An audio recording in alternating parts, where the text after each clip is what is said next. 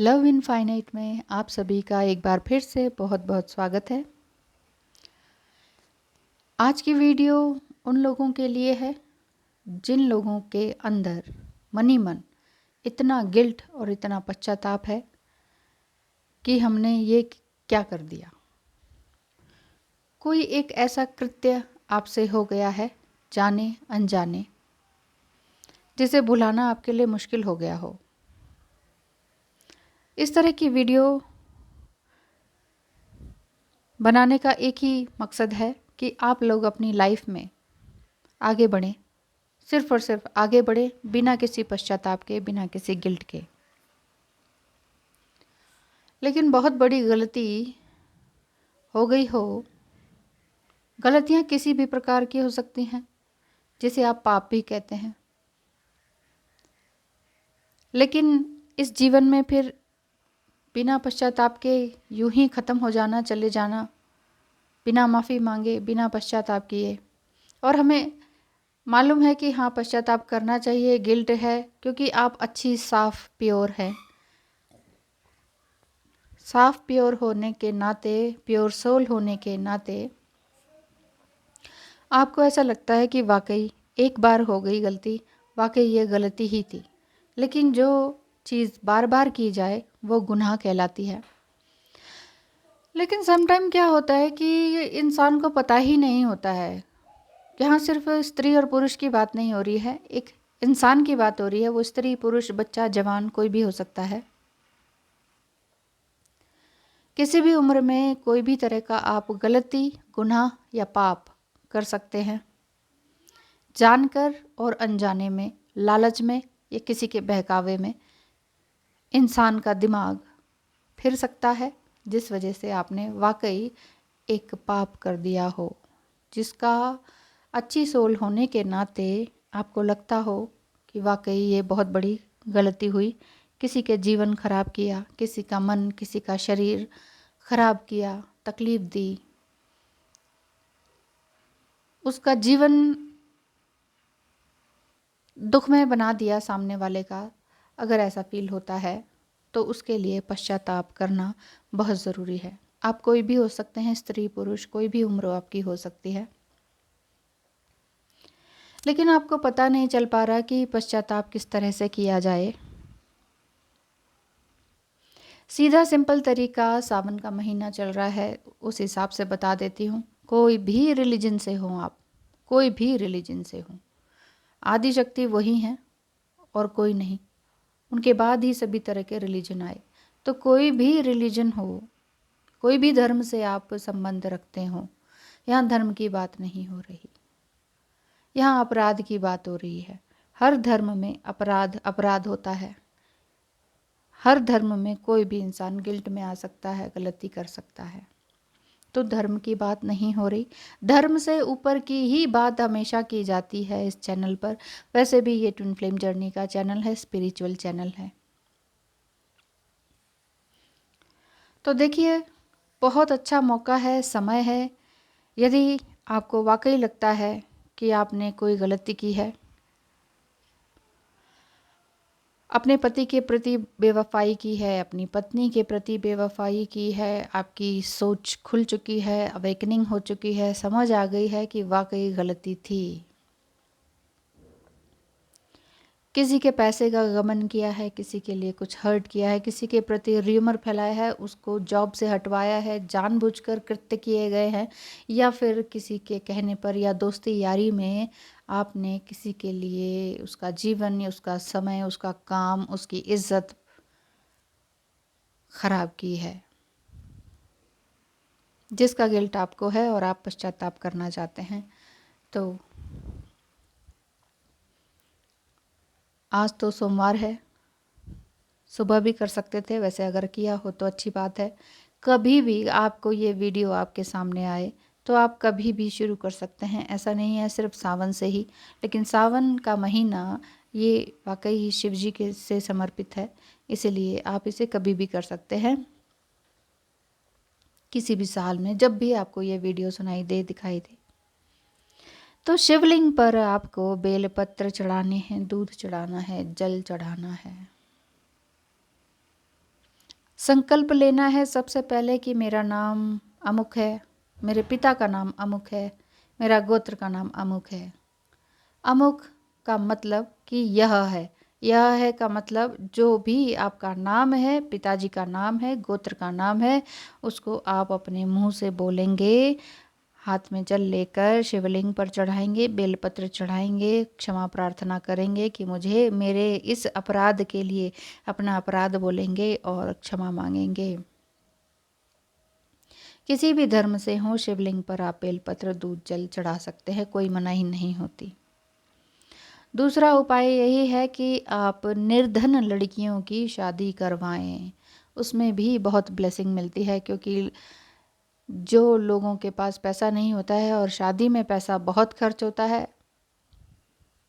पूरे जीवन की पूंजी लग जाती है। जो लोग बिल्कुल ही निर्धन हैं, मिडिल क्लासर हैं, लड़कियां बहुत हैं, तो उनके घर में शादी करवाना बहुत बड़ा प्रोजेक्ट हो जाता है।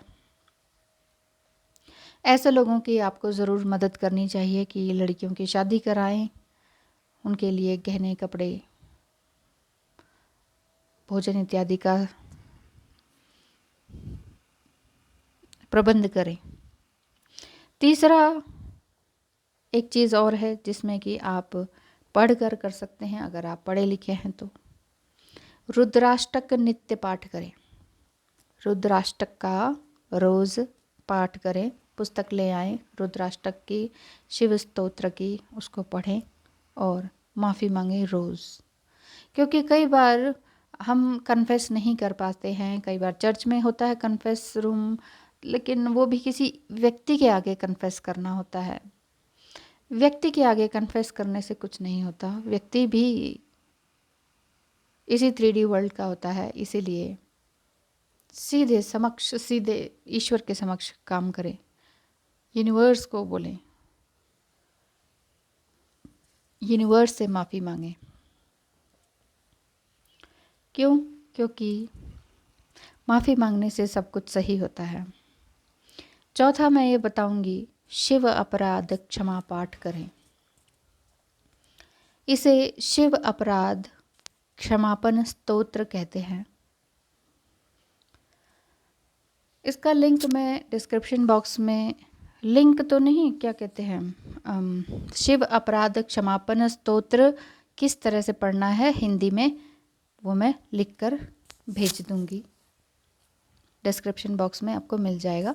वीडियो के एंड में जो डाउनलोड ट्रायंगल, रिवर्स ट्रायंगल होता है ना, रिवर्स ट्रायंगल नीचे की ओर चोंच होती है, वो ट्रायंगल को आप दबा देंगे तो डिस्क्रिप्शन बॉक्स खुल जाता है। जैसे मेरी ये वीडियो देख रहे हैं, उसके राइट साइड बॉटम में आता है एक ट्रायंगल, उसको आप प्रेस कर देंगे तो डिस्क्रिप्शन बॉक्स खुल जाता है। उसमें मैंने क्या लिखा है उसको आप क्लिक करके देख सकते हैं। शिव अपराध क्षमापन स्तोत्र हमने, आपने या हमारे दादा बुजुर्गों ने नहीं लिखा है, इसे कंपोज किया है श्री आदि शंकराचार्य ने। श्री आदि शंकराचार्य ने फॉरगिवनेस के लिए, शिव की प्रार्थना के उपलक्ष्य में लिखा है, उनकी पूजा के लिए लिखा है। फॉरगिवनेस अपनी गलतियों को मानना, माफ़ी मांगना, पश्चाताप के लिए शिव अपराध क्षमापन स्तोत्र का रिसाइट करना चाहिए, उसका जाप करना चाहिए, उसकी पूजा करनी चाहिए, भगवान शिव से प्रार्थना करनी चाहिए, माफ़ी मांगनी चाहिए, क्योंकि शिव से बड़ा और कोई नहीं जो कि आपके कठिन से कठिन, गंदे से गंदे पाप को क्षमा कर देते हैं। क्योंकि शिव अपराध क्षमापन स्तोत्र अलाइन करता है एक साधक को ईश्वर से, डिवाइन से या यूनिवर्स से आप अलाइन हो जाते हैं, और साथ ही साथ आपको माँ दुर्गा की ब्लेसिंग्स भी मिलती हैं। माँ दुर्गा की ब्लेसिंग्स आपको लॉर्ड शिवा के, भगवान शिव के पूजन हवन से मिलती है। जो भी साधक शिव अपराध क्षमापन स्तोत्र का फीलिंग्स के साथ वाकई दिल से पाठ करता है, उसके इस जन्म के पाप क्या, पिछले जन्म के भी पाप क्षमा कर दिए जाते हैं, माफ़ कर दिए जाते हैं। और इसके बाद उनके जीवन में बहुत कुछ नया घटित होने लगता है। देखिए, शिव अपराध क्षमापण स्तोत्र में यही सब लिखा है कि मैंने अपने हाथों से, अपने पैरों से, अपने शरीर से, अपने कानों से, अपनी आँखों से, अपने दिल से जो भी मैंने पाप किया है, हे ईश्वर उसे क्षमा करें। हे शिव जी, हे माँ दुर्गा, हे पार्वती, उसे क्षमा करें। मेरे इस जन्म के पास्ट कर्म यानी कि इसी जन्म के कलेक्टिव नेगेटिव कर्मास को क्लियर करें, कट करें। क्योंकि कन्फेशन किए बिना यानी कि पश्चाताप किए बिना भगवान शिव भी आपको माफ़ नहीं करेंगे। लॉर्ड शिवा की मर्सी अगर आपको पानी है, उनकी दया पानी है, तो आपको इस स्तोत्र का पाठ ज़रूर करना चाहिए। भगवान शिव ज़रूर प्रसन्न होकर आप पर कृपा बरसाते हैं और आपकी की गई पूजा पर आपको ब्लेसिंग्स देते हैं। और आपने जो कर्म किए हैं, गलत कर्म किए हैं, अपने शरीर से, मन से, वचन से, कर्म से, कानों से, आँख से, नाक से, जिस भी शरीर का कोई भी पार्ट से आपने किसी के लिए गलत कहा, सुना, सोचा, बोला, किया, उस शरीर के हिस्से को भी स्वच्छ कर दिया जाता है भगवान शिव की कृपा से। क्योंकि इसमें कोई 5 अक्षर जो होते हैं वो बहुत ही पंचाक्षरा कहते हैं जिसे, बहुत ही पवित्र होते हैं। वो हैं ना, मा, सी, वा, या। ना, मा, सी, वा, या, ठीक है। लेकिन उसे फिर हम किस तरह से बोलते हैं? नमः शिवाय। इस पॉपुलर शिव अपराध क्षमापण स्तोत्र में ना, मा, सी, वा, या इन 5 पंचाक्षरों का इस्तेमाल किया गया है, क्योंकि इसमें भगवान शिव की प्रेज हो रही है और उनका गुणगान हो रहा है, ये कह सकते हैं। तो सावन का महीना बहुत ही अच्छा है। इसमें शिव अपराध क्षमापण स्तोत्र का पाठ करें। आपकी जो भी गलतियां हैं, जो भी गलतियां मतलब मैं कह रही हूँ, जो भी अब मैं क्या बताऊं कि कौन कौन से अपराध हैं, आपको सब मालूम है कि क्या अपराध आपने किए हैं। और वो अपराध वाकई आप दिल से माफ़ करना चाहते हैं, माफ़ी पाना चाहते हैं ईश्वर से, किसी को बता नहीं सकते, किसी के सामने खुल के नहीं बोल सकते, और वो वाकई अपराध है, गलती है, किसी भी तरह की, मैं बोल रही हूँ किसी भी तरह की, ये आपको वाकई आपको प्योर बना देगी। ये स्तोत्र आपको कितने दिन करना है, क्या करना है, किस माला से करना है? सावन का महीना है, शिव जी के लिए कर रहे हैं, रुद्राक्ष की माला से करें तो बहुत अच्छा। नहीं तो माला की भी ज़रूरत नहीं है, आपके बस अश्रु ही अश्रु माला बनकर शिव तक पहुँचने चाहिए। क्योंकि अगर आप वाकई अपराध किया है तो आंसू तो आपके बहेंगे, और आंसू ही उनके लिए माला का काम करेगी, माला जाप का काम करेगी। तो इस स्तोत्र को ज़रूर करें। और अगर आपको ये लगता है कि ये तो बहुत कठिन है, इसको पढ़ना, समझना और फिर रिसाइट करना बहुत कठिन है, तो सिर्फ आखिर की 2 लाइनें, आखिर की 2 पंक्तियां हैं, बस इन्हीं को कर लें तो बहुत अच्छा रहेगा। इसको रट लें, याद हो जाएंगी। तो उठते बैठते चलते फिरते कभी भी हो तो इस मंत्र की 2 लाइनें करेंगे, इस पाठ की 2 लाइनें करेंगे तो आपके अपराध क्षमा समझिए। उन्हें इस तरह से कहना है, कर चरण कृतम वाक्कायजम कर्मजम वा श्रवण नयनम ज।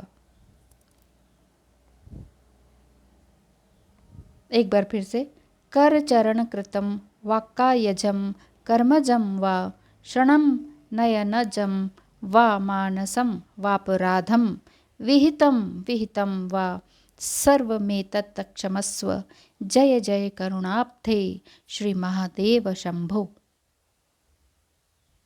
बस इतना ही बोलना है, बस इतना ही याद रखना है आपको। एक बार फिर से बोल देती हूँ। करण चरण कृतम वाक्कायजम कर्मजम वा श्रणम नयन जम वा मानसम वापराधम विहितम विहितम वा सर्वमेतत् क्षमस्व, जय जय करुणाब्धे श्री महादेव शंभो। बस ये दोनों लाइनों को याद कर लें। बाकी डिस्क्रिप्शन बॉक्स में लिखा है, उसे आप कॉपी पेस्ट करके कहीं पर रख सकते हैं या प्रिंट आउट करके उसका पेज निकाल सकते हैं, उसे लेमिनेट करके अपने पास रख सकते हैं ताकि वो ख़राब ना हो। और वाकई बड़ा से बड़ा अपराध आपने किया है तो उसके लिए क्षमा प्रार्थी आपको बनना होगा और ईश्वर से क्षमा मांगेंगे तो अवश्य क्षमा कर देंगे। आप सभी का बहुत बहुत धन्यवाद है। अपने जीवन को सुखमय बनाएं। किसी भी रिलीजन को हो, रिलीजन पर ध्यान ना दें, स्पिरिचुअल हों और अपने अपराधों की क्षमा इसी जीवन में पाएं। धन्यवाद है।